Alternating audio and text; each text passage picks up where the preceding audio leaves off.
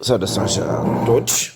Então, vamos para mais uma aula de métodos numéricos e nessa aula vou apresentar, na verdade, uma resolução de um problema aplicando o método ponto fixo. Então, o problema é de determinar a solução aproximada desta equação, x² mais x menos 6 igual a 0, usando o método ponto fixo, sabendo que o erro máximo permitido é 0,01 e o nosso critério de paragem é módulo de f de xk menor que epsilon. E nós já havíamos visto nas aulas teóricas que a resolução de problemas aplicando métodos iterativos são feitos ou é feita em duas fases. Numa primeira fase nós fazemos a separação, ou seja, a localização das raízes da função associada à equação, e numa segunda fase nós implementamos um método em concreto, que nesta aula será o método de ponto fixo. Então, a primeira fase deste problema em concreto é representar a nossa função, graficamente a nossa função, e ver em que pontos esse gráfico corta o eixo das abscissas, ou seja, o eixo de x. Então, nós vemos que a função associada à equação é uma função quadrática e o gráfico de uma função quadrática é uma parábola. Neste caso, já que o valor de a é maior que zero, a parábola está virada para cima e esse gráfico corta o eixo da abscissa nesses pontos aqui, onde eu assinalei, que está próximo de menos 3 e próximo de 2. De referir que o gráfico não foi feito com nenhuma escala, eu só coloquei aqui informações úteis, tá bem? Perdão. E nós podemos verificar aqui este primeiro ponto, onde o gráfico corta o eixo de x, está entre o ponto menos 4 e menos 2, que é este intervalo aqui, e o segundo ponto está entre 1 e 3, que é esse intervalo. Então, para a nossa resolução adiante, nós vamos escolher este intervalo para fazer todos os cálculos, tá bem? O que importa reter aqui são esses intervalos. Tudo bem. Vamos então avançar para a segunda fase. A segunda fase do método iterativo consiste na implementação do próprio método, como já havia dito, e neste caso é o método de ponto fixo. Para nós implementarmos este método, precisamos de quê? Precisamos de determinar primeiro uma função de iteração, que ela e a sua derivada sejam contínuas no intervalo em análise. O módulo ou seja, a derivada desta função deve ser limitada no intervalo dado e essa limitação deve ser feita em 1. Deve ser menor que 1. E também temos que escolher uma aproximação inicial, se dizer que pertence ao intervalo que nós vamos analisar. E finalmente vamos aplicar esta fórmula aqui para determinar os valores de x, os valores de x, tá bem? Lembrando que essa é a nossa função de iteração, tá bem? Conhecido um valor de x anterior, nós podemos calcular sempre o valor de x a seguir. Tendo essas informações, vamos lá à execução concreta. Nós vimos num dos vídeos anteriores que aquela equação admite esta função de iteração aqui, 6 menos x elevado a meio. Ou seja, podemos escrever esta função de iteração como sendo raiz quadrada de 6 menos x. E então, vimos no tal vídeo que essa função φ de x era contínua no intervalo de menos infinito até 6. Isso quer dizer que ela vai ser contínua num subintervalo deste intervalo. O intervalo 1, 3 está contido aqui. Então, ser contínua no maior, e quer dizer então que vai ser contínua no intervalo menor que está ali dentro, tá bem? Vimos também que a derivada desta função era contínua, no intervalo que vai de menos infinito até 6 aberto. Por que que isto acontece? Porque a derivada de x, de φ de x é igual a menos 1 sobre 2 raiz de 6 menos x, tá bem? Então, como temos 6 menos x no denominador, o x nunca pode ser igual a 6. Neste ponto, haveria uma descontinuidade. A derivada, nós já tínhamos visto que era limitada e seus valores estavam limitados em 0,28. Acho que nenhum valor passou de 0,28. Então, cumprimos com aquela condição do teorema. E vamos escolher como ponto de partida o ponto 1,65, que obviamente pertence ao intervalo 1,3. Tendo todas essas informações, nós vamos preencher uma tabela, onde a primeira linha da tabela vai conter as seguintes informações. K, que representa a iteração em concreto. XK, o valor de x naquela iteração. Φ de XK, o valor da função da função de iteração naquela iteração. E fxk, o valor da função associada àquela equação naquela iteração em concreto. Então vamos começar. Vamos começar de k igual a 0 e nesse caso não teremos x0. x0 já foi escolhido no acetato anterior, lembram-se que x0 é 1,75. 1,75 aqui. Então vamos calcular φ de 1,75. Tá bem?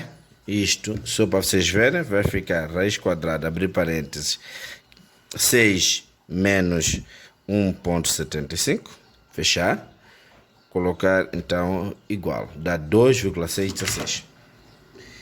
2,0616, tá bem? E vamos calcular o valor da função também neste ponto, 1,75. Vamos ter então 1,75 ao quadrado mais 1,75 menos 6. Isto dá menos 1,1875. Menos 1,1875. Tá bem? Nós temos essa informação, essas informações para a primeira iteração. Vamos fazer, vamos criar novas informações então para a segunda iteração. Na iteração 1, teremos então qual seria o valor de xk? O valor de xk, nós vimos que xk mais 1 é igual a f de xk. Φ de xk. Isso quer dizer então que x1 será igual a f de x0. Tá bem? Só que Φ. Só que φ de x0 já foi calculado. O φ de x0 já foi calculado. É este valor aqui que nós devemos puxar para esta casa. Tá bem?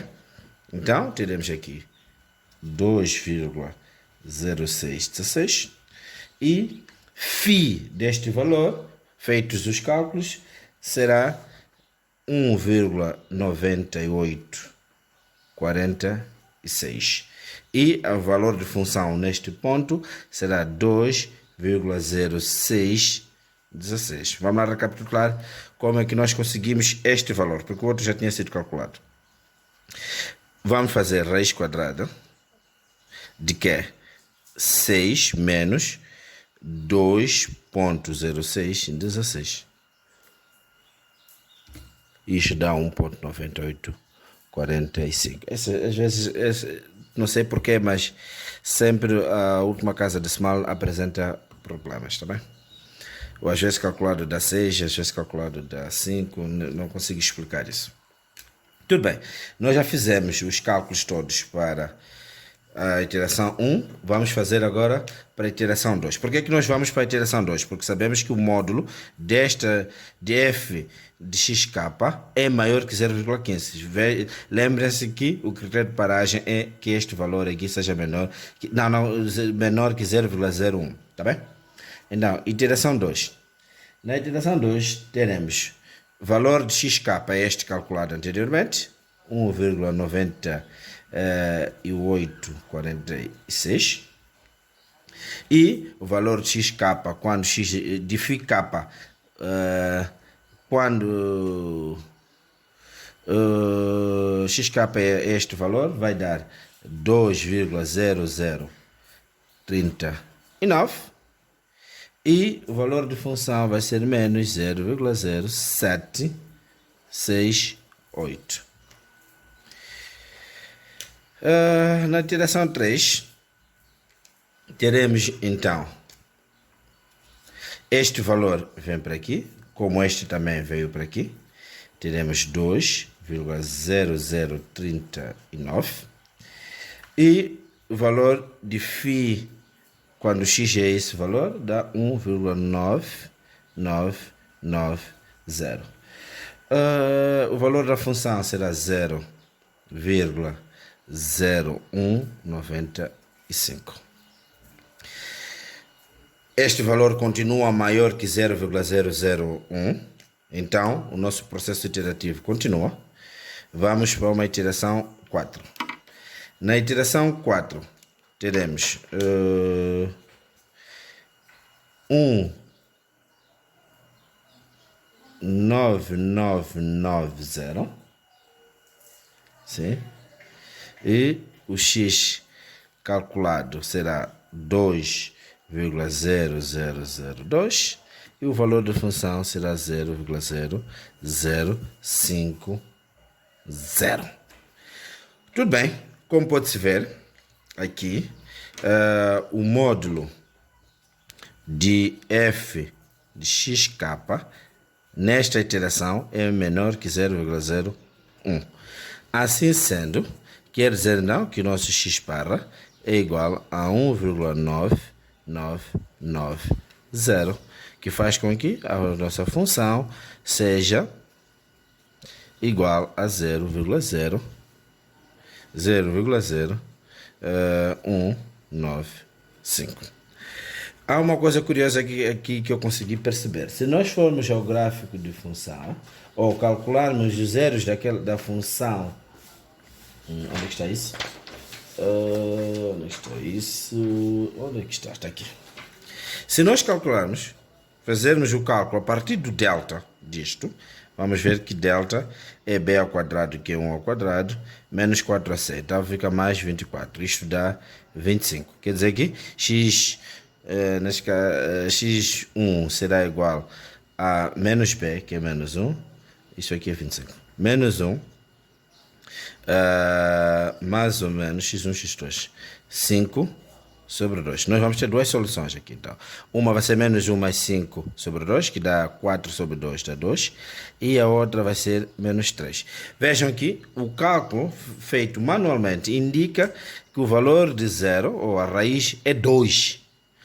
E o nosso cálculo aqui aponta para uma raiz igual a 1,99990.